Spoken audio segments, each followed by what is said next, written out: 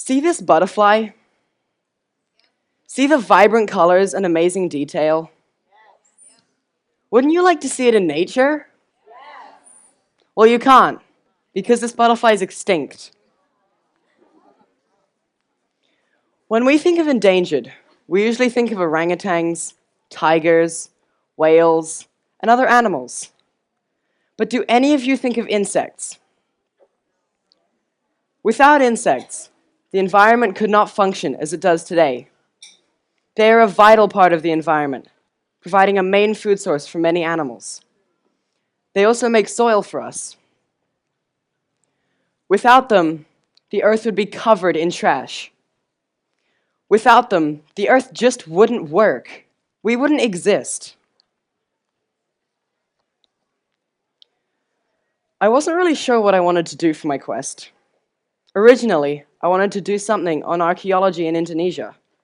But after seeing some of the things they work on a trip to Sulawesi, I wasn't really sure what they did. This is meant to be a type of pig that was drawn by humans 35,000 years ago.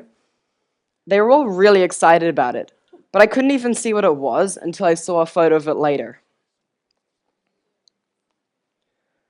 While I was there, I was really bored one lunch. I had spent the entire morning wandering around behind them, looking at caves, and listening to them talk about when and why people came to Indonesia. So I was looking for something to do.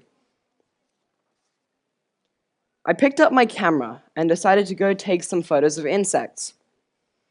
This little bug is the first insect photo I ever took, and it's actually not that bad. I did notice a lot of little kids running around trying to catch butterflies in nets. That explained the huge shops full of cases of butterflies. They try to sell them to collectors and tourists as a sort of souvenir. But what I did wonder was, how sustainable really is that? I found out that they managed to hunt 4 species of butterflies to near extinction, and many more to being endangered. But it's not all just depressing facts about how insects are being hunted to extinction. There are lots of people in Sulawesi trying to do something about it. They have made a ban on catching any of the near-extinct species of butterflies. There's also an organization called CITES. They try to stop wildlife from becoming extinct. They have made it illegal to trade any of the endangered species of butterflies without a special permit. I went home and decided to make this my quest. But after a bit of research, I found out that it's not just this little problem in Sulawesi, but instead a huge problem in the entire world. For my project, I decided to incorporate insects with photography to try to help stop the mass extinction of insects by making people more aware of them.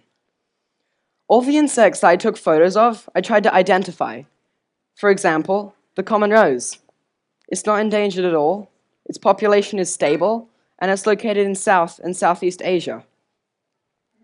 Unfortunately, I was not able to take a photo of any endangered species of insects, as much as I would have loved to. I just didn't see any. I put all of my photos into a book, along with everything you need to know about the photo and the insect. Now, a kind of side quest goal that I created was to take a photo of this one butterfly called Ulysses. It moves really quickly and looks amazing.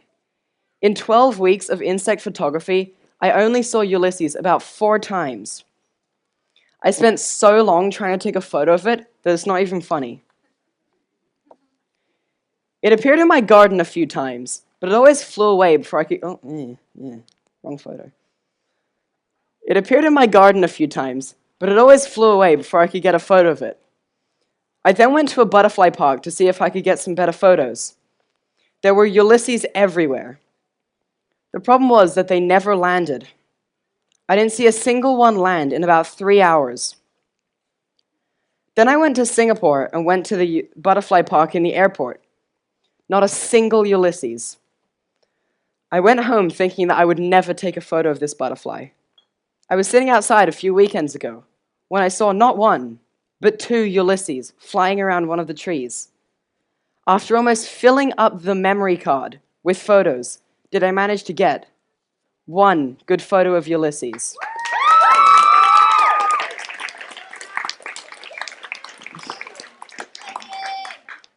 Studies have estimated that 44,000 species of insects have been wiped out over the last 600 years, and that in the next 50 years, we could lose hundreds of thousands of species of insects.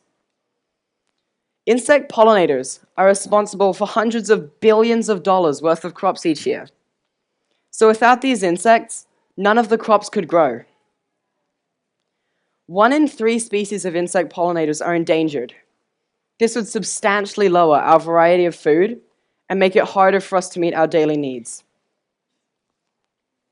Insects are being brought to extinction because of a number of reasons, but we can't point at a certain one for being the culprit because they are all contributing. Farming has changed so much in the last 50 or so years, there is now not enough diversity in the flowers and plants to support the insects. Also, people are building cities over where insect habitats used to be. Now, the population is crumbling. Pesticides are also a huge hit to insects. Farmers spray their crops to keep all the bad insects away, but what about the good ones? This is an important problem that you should be aware of, and I hope we can contribute something to the solution. So here are a few things all of us can do to help stop insect extinction. In your backyard, avoid plants that need a lot of fertilizer and water. Plant native plants instead. Also, avoid from using bug zappers. These are very damaging to insect diversity and kill the beneficial insects too. Another thing is to buy organic cotton products. Conventional cotton uses an enormous amount of pesticide with huge negative impacts on insects. So I hope that you have learned something from this talk and that you understand how important it is that we conserve these insects and make sure that they don't become extinct. It would be absolutely catastrophic if they did. Thank you for listening.